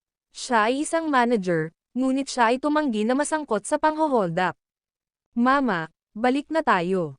Tapos na si James sa paghuhugas ng pinggan, at narinig niya ang usapan nang lumabas siya ng kusina. Hindi mo kailangang masyadong mabalisa, Ang mga kalahan ay nagmamakaawa sa iyo ngayon. Dahil si nanay at tatay ay palaging walang respeto sa pamilya sa lahat ng mga taon na ito ay isang magandang pagkakataon para bawiin kung ano ang nararapat sa iyo. Masyado kang nagsasalita, basura. Binabalaan kita, James. Hindi mo dapat ginagambala ang ating pamilya. Nagmura at umungol si David.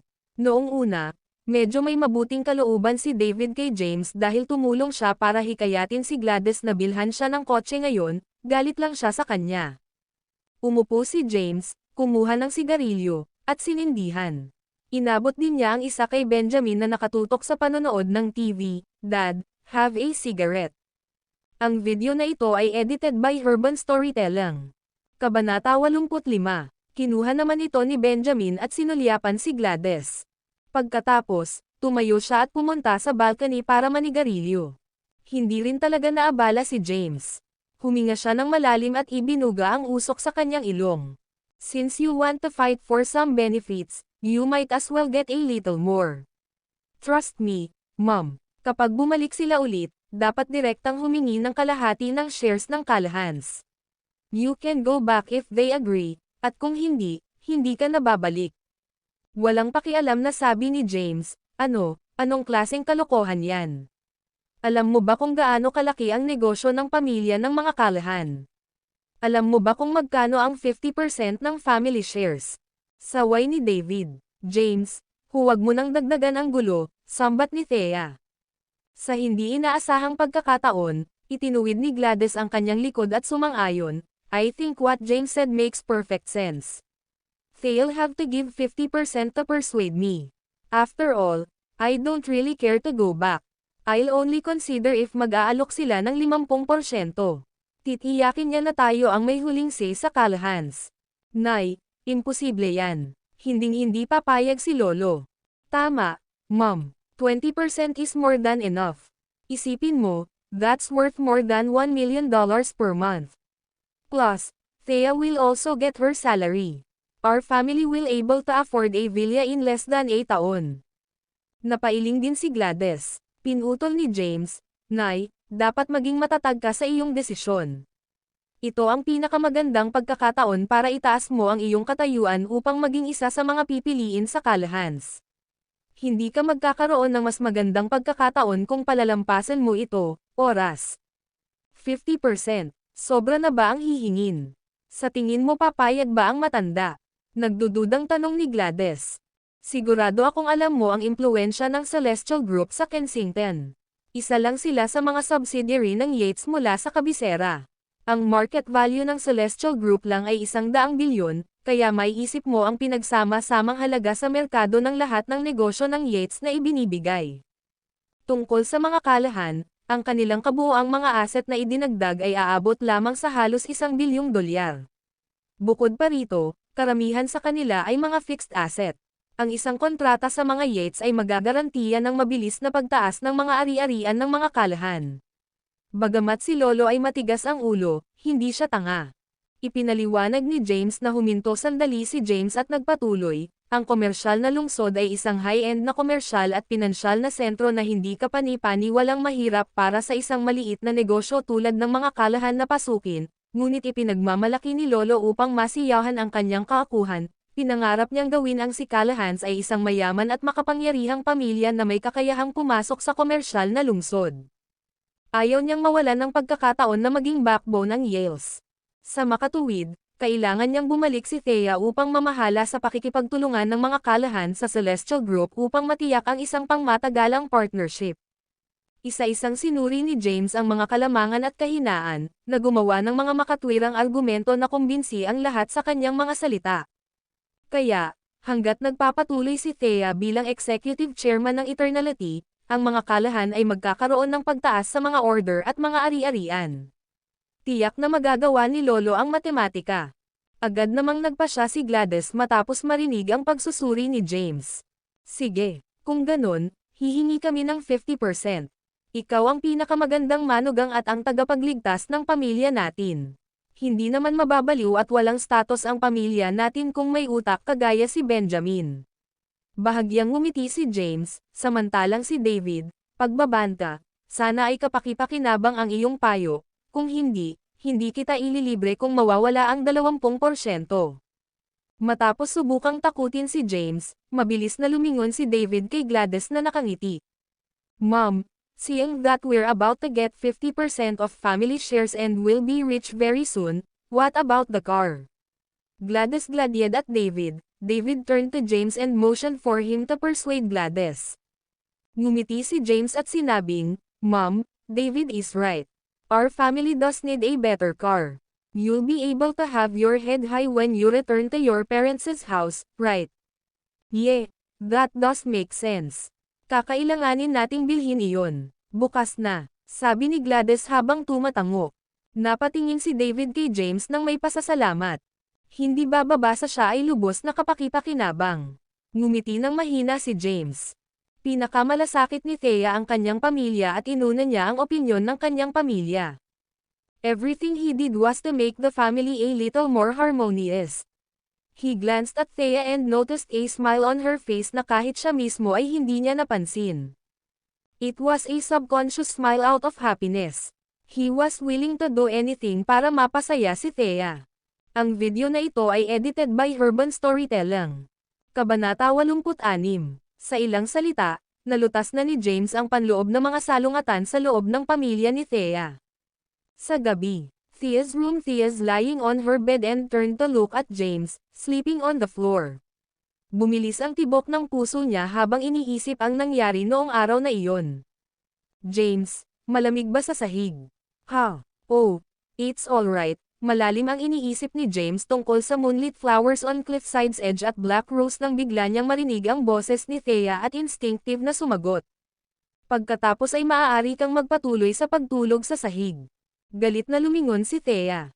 Noong una ay gusto niyang samahan siya nito sa kama, ngunit sobrang siksik ni James. Oh, Thea, nilalamig na talaga ako. Biglang natauhan si James at nagkunwaring kinilig, gayunpaman, binato lang siya ni Thea ng kumot. Alam ni James na pinalampas niya ang isang gininto ang pagkakataon dahil hindi siya matulungan. Gayunpaman, hindi niya ito masyadong iniisip dahil pinahahalagahan niya kung ano ang mayroon siya ngayon. Tahimik na lumipas ang gabi. Umalis ang pamilya ni Thea kinaumagahan para bumili ng bagong kotse na may 2 milyong mula kay Thea. Hindi sumama sa kanila si James at piniling manatili sa bahay para maglinis. Pagkaalis ng pamilya, agad na binitawan ni James ang Wally at nagtungo sa common clinic. Si Henry ay bumalik mula sa Southern Plains. Ang Southern Plains ay malapit sa mga hangganan, at mayroong 18 maliliit na bansa. Ang mga bansang ito ay mayaman sa mga likas na mineral. Kaya naman, marami sa mga tao doon ay may kaya. Si Henry ay ang deputy commander ng Black Dragon Army. Siya ay isang posisyon ngunit higit lamang sa ibaba ng commander sa 1,000 sundalo, kaya madali para sa kanya na makakuha ng pera. Pagkatapos niyang bumalik sa Southern Plains, ipinakilala niya ang balita na kailangan ng Black Dragon ng pera. Di nagtagal, ang di mabilang na mga may-ari ng mga minahan ng ginto, mga minahan ng karbon, mga minahan ng brilyante, at mga quarry ng jadeite ang personal na naghatid ng pera sa kanya. Mayroong daan-daang milyon hanggang bilyon-bilyong dolyar ang iniaalok. Si Henry ay nakakuha ng sapat na pera sa lalong madaling panahon at agad na bumalik sa Kensington. Sumakay si James sa kanyang maliit na electric motorcycle at nakarating sa common clinic. Bukod kay Henry, mayroon ding isang babaeng may sexing figure at kaakit-akit na mukha na nagpakita na nakasuot ng itim na katad na pantalon. Isa siya sa mga pangunahing miyembro ng mga tulisang libingan sa hangganan ng Southern Plains. Itim na rosas, James, bati ni Henry. Commander. Nang makitang lumapit si James ay agad na lumuhad si Black Rose. The Black Dragon doesn't exist in Kensington, you don't have to be so polite, just call me James. Tinawayan ni James ang kanyang mga kamay at sinabi. Naiintindihan, James. Sagot ni Black Rose habang tumatayo. Tapos, tumabi siya. Henry, may pera ka na ba? Umupo si James at nagtanong. Of course, Ibinahagi ko ang balita na ang makapangyarihang Black Dragon ay nangyari ng pera, at ang mga mayayamang negosyanteng iyon ay dumating upang ihatid ang pera sa amin ng personal, nakangiting sabi ni Henry. Sige, dahil tinanggap na natin ang pera nila, huwag mong kalimutang utusan ang iba na alagaan sila. Sige at tulungan mo sila sa anumang bagay na nasa ating kapangyarihan. Tumango si James. I've already relayed the order. What should I do next, James? Nahulog sa malalim na pag-iisip si James. Gusto niyang bilhin ang komersyal sa lungsod, ngunit dahil sila ni Henry ay may mga espesyal na pagkakakilanlan, hindi magiging madali para sa kanila na patakbuhin ang gawain ng personal. Itinoon niya ang kanyang tingin kay Black Rose. Nanginginig ang katawan ni Black Rose, at hindi niya maiwasang mapaluhod ng sumulyap ito sa kanya. Anong ginagawa mo? Kumunat ang noo ni James. You're looking at me all weird, tapos ngayon tinatanong mo ako kung ano ang ginagawa ko. Natigilan si Black Rose at napaisip sa sarili. Gayunpaman, hindi siya naglakas loob na sabihin ito sa kanya. Commander, tatanggapin ko ang parusa mo. Sino bang nagsabing paparusahan kita? Magsalita ka. Tumayo si Black Rose at ibinaba ang ulo, walang lakas ng loob na magsalita. Black Rose, ano ang tunay mong pangalan? Tanong ni James. Ang video na ito ay edited by Urban Storytelling. Kabanata 87. My real name is Scarlett Brooks, Commander, matapat na sagot ni Black Rose. Sige, Scarlett, I would like to purchase the commercial city in Kensington. Ikaw na ang bahala dito. Henry will assist you behind the scenes and prepare everything for you para mabili mo ang lugar sa pinakamataas na presyo. All you ang kailangang gawin ay akitin ang mga dayuhang pamumuhunan at gawing isang sentro ng pananalapi. Naiintindihan. Tumango si Scarlett, hindi naglakas loob na tumanggi sa kanyang utos. Henry, tanga ako, James. Ipaalam sa aming mga tauhan sa Southern Plains na imbestigahan ang sinaunang punto ng prinsipe ng Orchid Mountain at ang utak na umupo ng Black Rose Gang para salakayin ang puntod. At alamin ang pagkakakilanlan ng mamamatay tao na nagkakilala ng kayamanan at kung ito ay isang miyembro ng Black Rose Gang o ibang tao, sabi ni James. Tumango si Henry at lumabas. Kinuha niya ang kanyang telepono, tinawagan niya ang Southern Plains Headquarters at inutusan silang gamitin ang lahat ng available na koneksyon para mag-imbestiga. Tumingin ulit si James kay Scarlett. Ibinaba niya ang ulo niya, at nakikita ang katawan niya. Umupo ka, huwag kang masyadong magpigil. Tinuro niya ang isang upuan. Hindi ako maglakas loob. Natakot si Scarlett hanggang sa lumuha.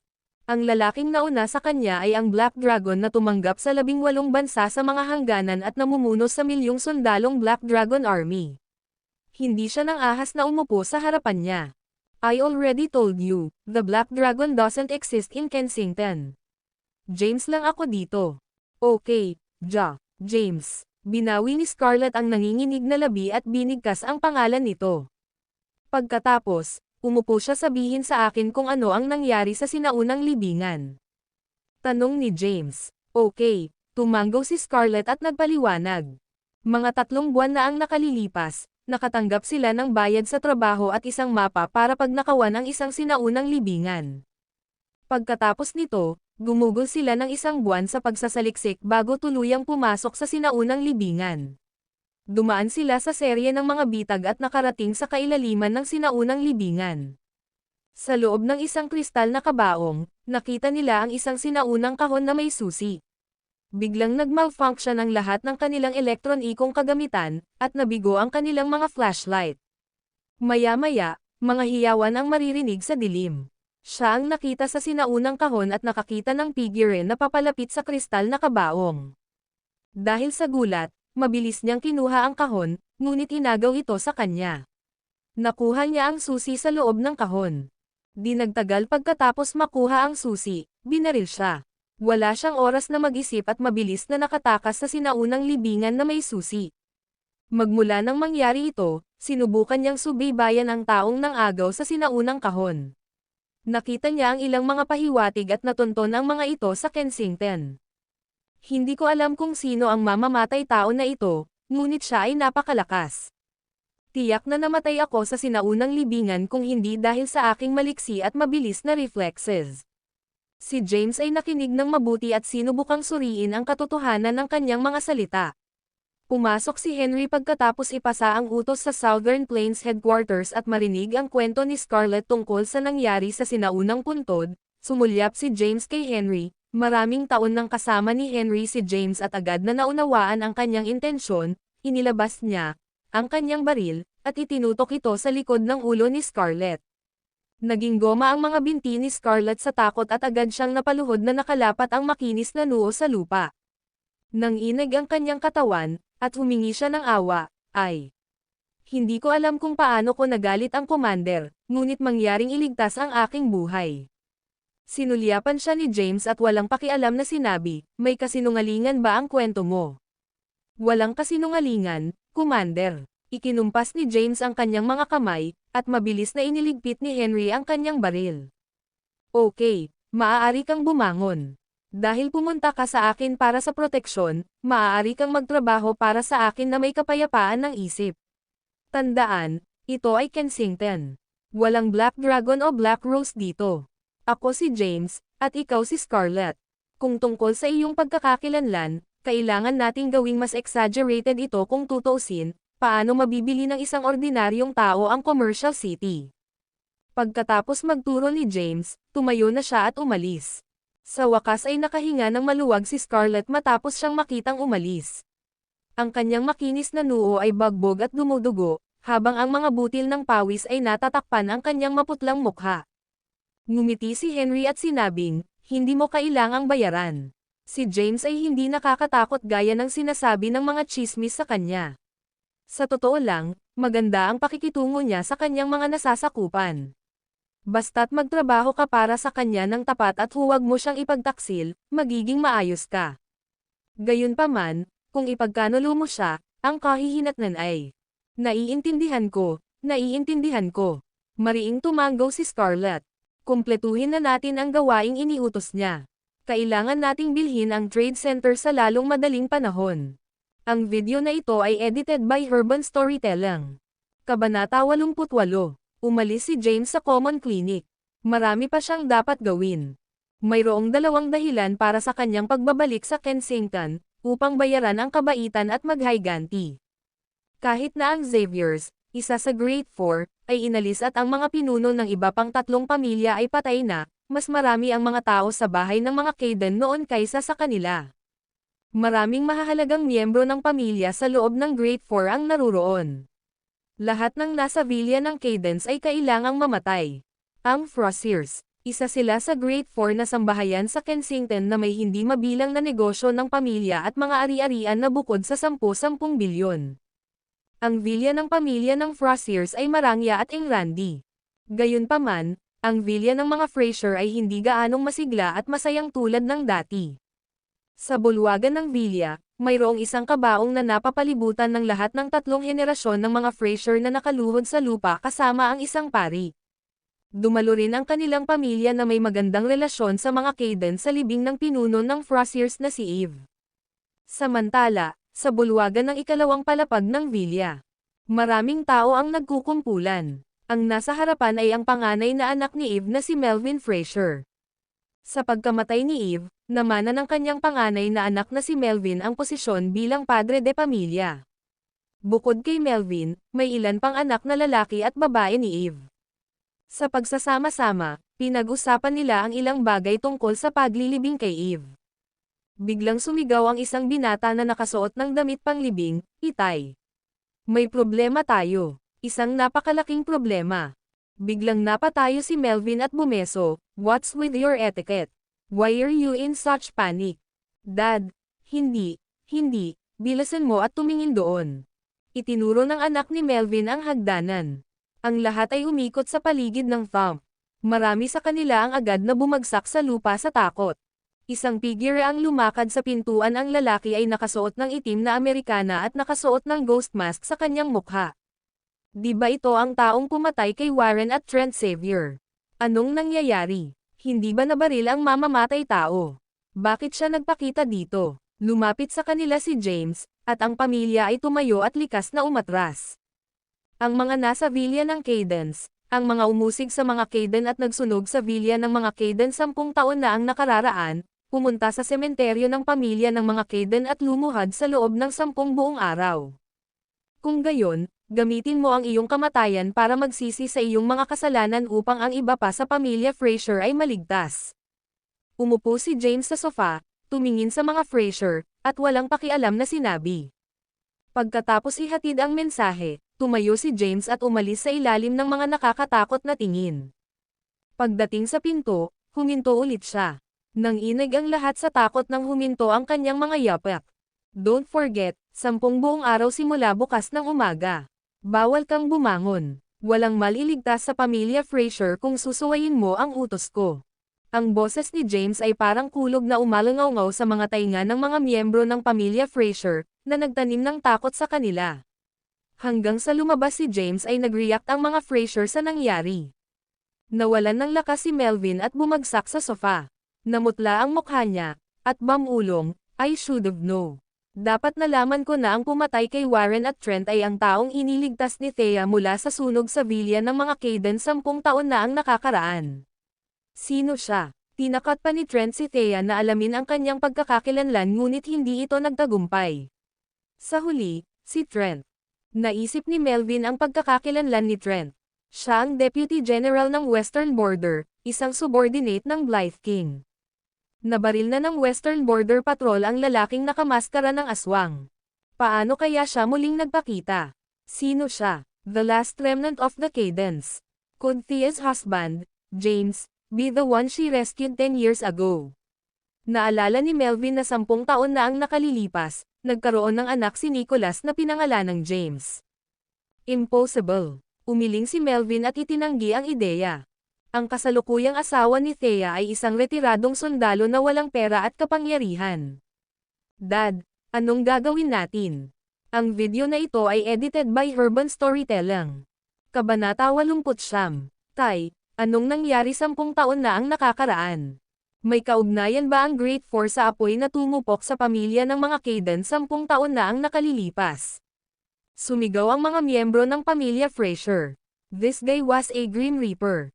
He said that he was going to spare kahit sino, ibig sabihin papatayin niya ang lahat ng mga Fraser pagkatapos ihatid ang mensahe sa mga Fraser. Binisita ni James ang mga Wilson at Zimmerman, iyon ang parehong mensahe. Gusto niya ang mga salarin sa villa ng Caydens na naging sanhi ng pagkamatay ng 38 miyembro ng pamilya Kayden upang lumuhad sa harap ng sementeryo ng Caydens sa loob ng 10 araw at tabyusan ang kanilang sarili sa kanilang pagkamatay. Kung hindi, walang maliligtas sa kanilang pamilya. Ang pamilya Xavier ng Great Four ay namatay na, at ang mga pinuno ng iba pang 3 pamilya ay patay na rin. Gayunpaman, ito ay simula pa lamang, nagpanik ang 3 pamilya. Agad na nagtipon ang mga pangunahing miyembro ng 3 kabahayan at hinanap si Rowena para pag-usapan ang mga kontrahakbang dahil ang utak niya sa likod ng insidente. City Hospital, Rona's Ward, nagtamo siya ng matinding pinsala matapos mabugbog ni James. Mayroong ilang mga sugat sa kanyang mukha, at siya ay na-hospital pa rin. Biglang bumukas ang pinto ng ward niya, at pumasok si James. Nang makita si James, gamulong si Rowena mula sa kama sa takot. Nagmamadali siyang tumayo at lumuhad sa lupa. Si Commander, nilock ni James ang pinto at nilapitan siya. Pagkatapos, umupo siya sa isang upuan at tumingin kay Rowena, na nanginginig habang nakaluhod sa lupa. Rowena, sabihin sa mga natitirang miyembro ng pamilya Xavier na sangkot sa pakana laban sa mga Kayden na lumuhad sa sementeryo ng aming pamilya sa loob ng 10 buong araw. Maaari nilang tabyusan ang kanilang sarili sa kanilang buhay, at iiwan ko ang iba. Kung hindi, wala sa The Xaviers will be spared, you won't have to go. I'm giving you 1 month para malaman ang kinaroroonan ng moonlit flowers sa cliffside's edge. Commander, patawarin mo sana ang mga Xaviers. Aminin ko na kasalanan ko. Nakagawa ako ng malaking pagkakamali. Hayaan mong gamitin ko ang buhay ko para magsisi sa mga kasalanan ko. Please, could you spare my family? Sa pagharap sa makapangyarihang Black Dragon, walang galit si Rowena at nagmakaawa lang, 24 na tao. Natatandaan ko ng malinaw, pinuno ng Zimmermans, 19 na tao ang natitira. Maliban sa iyo, 18. Tumayo siya, tumalikod, at naglakad palayo. Wala akong ililibre kahit isa. Kaya, gawin mo ang sinasabi ko. Ang itim na dragon ay tutuperin ang kanyang salita. Matapos ang 18 taong ito ay lumuhad at tabyusan ang kanilang sarili, ang bagay na ito ay matatapos na, sabi ni James habang siya ay umalis sa pintuan. Lumuhad si Rowena sa lupa, at tumulo ang mga luha sa kanyang mukha. Pinagsisihan niya ang lahat, naniniwala na siya sa kasalukuyang kapangyarihan ni James, susundin niya ang kanyang mga salita at walang ipagtatanggol kung hindi niya gagawin ang sinabi niya. Bagamat inutusan na niya ang mga savior na lumikas ng maaga sa Kensington, pinagbabawalan sila sa paglalakbay. Hindi sila maaaring umalis sa anumang paraan anuman ang paglalakbay sa lupa, dagat, o hangin. Sila ay nakulong sa Kensington. Nawalan ng lakas, naupo siya sa kanyang hospital bed at humagulgol. Di nagtagal, ang mga pinuno ng natitirang 3 pamilya ng Great Four ay nagpakita sa pintuan ng kanyang ward. Rowena, isang survivor ng Cadence ay bumalik para sa paghiganti. Ito ang taong pumatay kay Trent. Ang lalaking nakamaskara ng aswang na binaril ng Blythe King ay peke. Ang iyong kapatid ay isang subordinate ng Blythe King, kaya magmadali at makipag-ugnayan sa kanya. Blythe, hari para sa tulong. Oo, hiniling niya sa amin na lumuhad sa sementeryo ng Cadence sa loob ng 10 araw at kitilin ang aming buhay upang magsisi sa aming mga kasalanan. Rowena, we're all counting on you. Ang Xaviers lang ang may koneksyon sa Blythe King. Sunod-sunod na nagsalita ang mga pinuno ng 3 sambahayan. Itinaas ni Rowena ang kanyang ulo, tumingin sa kanilang mga tao sa harap niya, at sinabi ng buong lakas na natitira sa kanya. Gawin ang sinasabi niya. 100 miyembro ng Great Four ang dapat mamatay kaysa mamatay ang buong Great Four. Ang kanyang mahinahong mga salita ay nagdulot ng bagyo sa silid. Ano? Tulala ang 3 ulo. Hindi mo pa ba naiintindihan? Ang aking pang-4 na kapatid ay isang pinagkakatiwalaan sa ilalim ng Blythe King.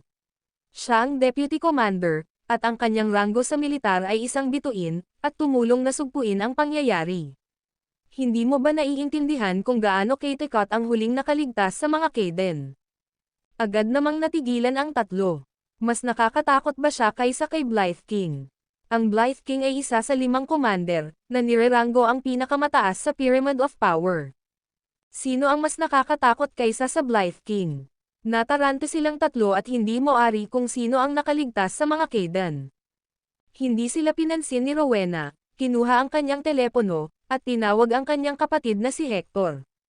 Hector, dalhin mo lahat ng nasa villa ng Cadence noon at lumuhad ka sa harap ng Cadence Cemetery sa loob ng 10 buong araw. Kung hindi, walang maliligtas sa mga Xaviers. Ang video na ito ay edited by Urban Storytelling. Kabanata 10. Ang mga taong sangkot sa pagkamatay ng mga Caden ay mga pangunahing miyembro ng Great Four, at ang mga ordinaryong miyembro ng pamilya ay walang akses sa gayong mga lihim. Matapos wasakin ang mga Caden, hindi na binanggit ng Great Four ang insidente. Gayunpaman, ang ilang mga alingawngaw ay kumalat sa labas. Sinabi ng ilang tao na binawi ni Nicholas ang kanyang buhay mula sa pagkakasala. Sinindihan niya ang apoy sa villa ng mga Caden at sinubukang tabyusan ang mga kasalanang nagawa niya sa apoy. Ang ilang mga tao ay nagsabi rin na ang mga Caden ay nakasakit sa isang may awtoridad at sa makatuwid ay nawasak. Walang nakakaalam ng katotohanan. Gayunpaman, binigyan sila ni James ng death notice. Lumuhad sa loob ng 10 araw at magbayad ng kanilang buhay. Paano ito naging posible? Ang mga taong ito ay maruruming mayaman na may daan-daang milyong mga ari-arian at nagtatamasa ng hindi mauubos na kayamanan. Imposible na para sa kanila na lumuhad sa loob ng 10 araw, lalo pa ang kitilin ang kanilang sariling buhay. Ang mga kinatawan ng mga pamilya ay sunod-sunod na umalis sa purok ni Rowena. Nagmamadaling pumunta sa ospital si Hector, ang panganay na anak ni Warren at ang panganay na kapatid ni Rowena. Rowena, anong ibig sabihin nito? Ano ang pagluhod ng 10 araw at pagkitol ng buhay? Natarante si Hector. Hector, huwag ka nang magtanong. Gawin mo lang ang sinasabi ko. Ipagsisi ang lahat ng kapatid natin, pangalawang tiyuhin, at pang-4 na tiyuhin. Iilan ang dapat magsakripisyo sa halip na daan-daang Xaviers. Napaluha si Rowena. Lubos niyang pinagsisihan ang kanyang ginawa. Ang lahat ay dahil sa kanyang kapatid na si Trent. Hinding-hindi niya lalapitin si Nicholas at pinakasalan ito, at hindi rin niya sinira ang mga Kaden para lang makuha ang Moonlit Flowers sa Cliffside's Edge kung hindi dahil kay Trent. Tungkol naman sa kinaroroonan ng Moonlit Flowers sa Cliffside's Edge, wala siyang ideya. Ang tanging nakakaalam kung nasaan ang painting ay si Trent, ngunit patay na siya. Rowena, ano ang kinakatakutan mo? Sino ang survivor ng mga Kaden? Mayroon ba talaga siyang napakalawak na kapangyarihan? Paulit-ulit na tanong ni Hector lumuhad sa Cadence Cemetery sa loob ng 10 araw at pagkatapos ay magpakamatay. Iyon ay ganap na imposible. Walang sasang-ayon sa ganoong kondisyon. Napaluha si Rowena. Wala akong masasabi sa'yo. Ang dami kong sinasabi, mas mabilis na mapahamak ang mga Xaviers. Napakaraming miyembro ng pamilya ni Xavier. Ayokong mamatay sila dahil sa sobrang usapan ko. Seryoso ang ekspresyon ni Hector. Alam na alam niya ang personalidad ng kanyang kapatid. Siya ay nagtiis ng napakaraming mahihirap na sitwasyon sa buong taon at hindi kailanman natakot sa anumang bagay bago. Gaano katikat ang lalaking ito? Rowena, humingi tayo ng tulong sa Blythe King. Si Trent ay isa sa mga pinagkakatiwalaan niya. Ngayong patay na siya, tiyak na paprotektahan tayo ng Blythe King alang-alang sa ating kapatid. It's useless. It's really useless. Matagal na sana ang Blythe King kung gusto niyang tumulong. Hindi mo ba napagtanto na ang taong nagtatangkang sirain ang pamilya natin ay isang existence na kahit ang Blythe King ay nag-iingat? Sigaw ni Rowena. Boom! Ang mga salita ni Rowena ay umalangaw-ngaw sa ulo ni Hector na parang kulog. Napaatras siya ng ilang hakbang, at namutla ang mukha niya. Bumilis ang tibok ng puso niya, at napabuntong hininga siya. Imposible. Nakakainis. Ang Blythe King ang commander ng Western Border. Isa siya sa 5 commanders. Paano posibleng maging mas nakakatakot ang taong ito kaysa sa Blythe King? Bulalas niya. Napaluha si Rowena at mahinang sinabi, nasabi ko na ang kaya ko. Nasa iyo kung gagawin ko o hindi. Hindi ko na kayang protektahan ang sarili ko ngayon at hindi ko na kayang protektahan ang Xaviers. Samantala, ang pinuno ng iba pang 3 pamilya ng Great Four ay nagtipon.